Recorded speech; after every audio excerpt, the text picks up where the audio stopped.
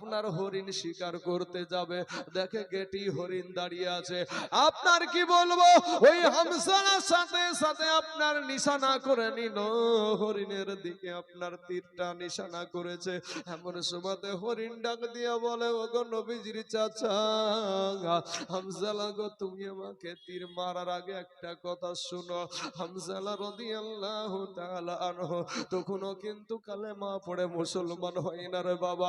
এমন সময়তে ডাক দিয়া বলে, কি ব্যাপার রে? হরিণ কথা বলে, সারা জঙ্গল খুঁজে খুঁজে একটা হরিণ মিলাতে পারি না, আজকে আমার গেটে হরিণ চলে এসেছে, বিষয়টা কি? হরিণের কথা বলে, বিষয়টা কি? হরিণের ডাক দিয়ে বলে, হামজালা গো, তোমাদের এতগুলা চাচা, তোমাদের একটাই ভাতিজা, আজকে তোমাদের ভাতিজা আর কপাল দিয়ে রক্ত বের হয়, তোমার ভাতিজাকে আঘাত করে গো, জগলায় পড়ে পড়ে কাঁদে গো, আজকে তোমার ভাতিজার কপাল দিয়ে রক্ত বের হয়। ওই আবু জেহেল তোমার ভাতিজাকে মেরে তার কপাল ফাটায়া দিয়েছে। হামজালা বলে, হরিণ রে যা, আমি তোকে আর স্বীকার করব না, যা।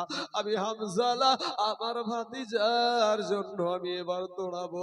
একটা দৌড় দিয়ে বাবা মা নবীর কাছে গেল না, ওই কাফের বেদিন আবু জাহেলের কাছে গিয়ে আবু জাহেলকে বলে, আবু জাহেল রে বল, আমার ভাতিজার সাথে কি ব্যবহার করেছিস? আমার ভাতিজা কই রে, আমার ভাতিজা কই, একটা বার বল। এবার আবু জেহেল বাবার মাস্তানি দেখাতে গিয়েছে, যেমন বাবা মাস্তানি দেখাতে গিয়েছে অমনি বাবাজি আপনার কি বলবো, তরবারির আগার দিকটা ধরে আপনার খাপলা তরবারি ওই খাপটা সহ ধরে আপনার ডামার দিয়ে এমন ভাবে দিয়েছে, একেবারে ওর কপালটাকে আমার নবীজির চাচা তখন ফাটাইয়া দিয়েছে। আবার আপনার আবু জাহিল ডাক দিয়া বলে, হামজালা মারিস না রে ভাই, মারিস না, মারিস না, আমি বলে দিচ্ছি, বলে দিচ্ছি, আমাকে মারিস না।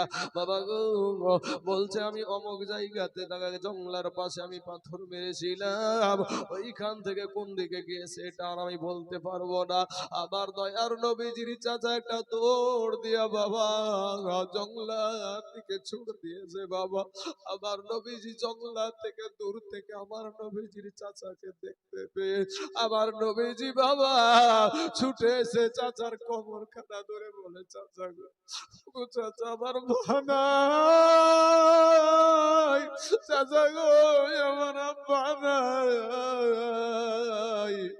ও চাচা আমার মা নাই, আমার আব্বা নাই গো চাচা, চাচা গো একটা বার আর কি আমাকে আপনাদের মতন চাচা থাকতে পিঠা দোষে মারলো গো চাচা।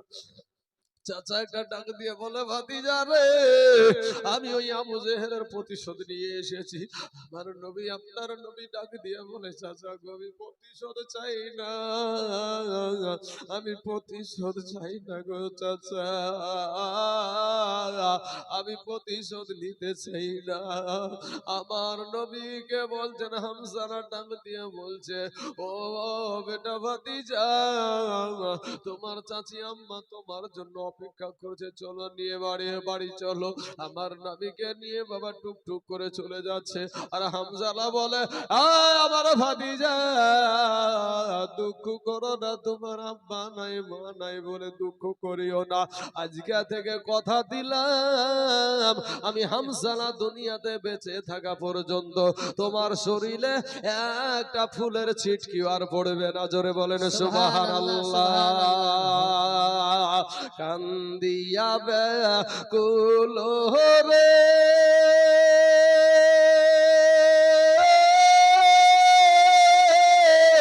হামজালা শহীদ রে, কলিজা ছিড়িছে রে সেই জঙ্গে কলেজা ছিড়িছে রে সেই জঙ্গে নবীর একটা হাবি ছিল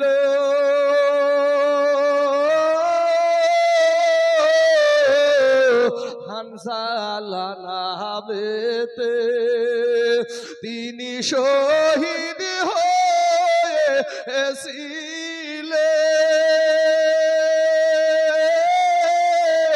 বিবাহের রাত্রিতে রে সেই জঙ্গে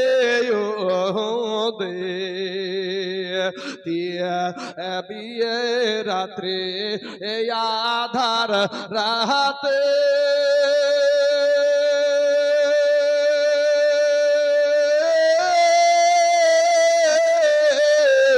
বলেন বিবির তরে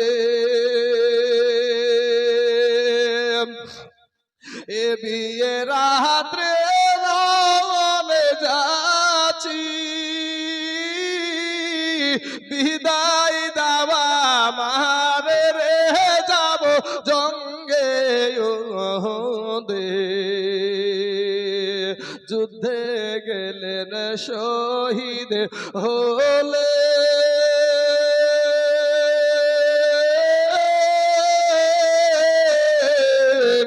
হানজালা নামেতে স্ত্রী দুইটা হাতটি তুলে বলেন আল্লাহর দরবারে বিয়ে রাত্রে নব স্বামী সফিলাম তো মারে রে সেই জঙ্গে যুদ্ধে গেলেন শহীদ হলে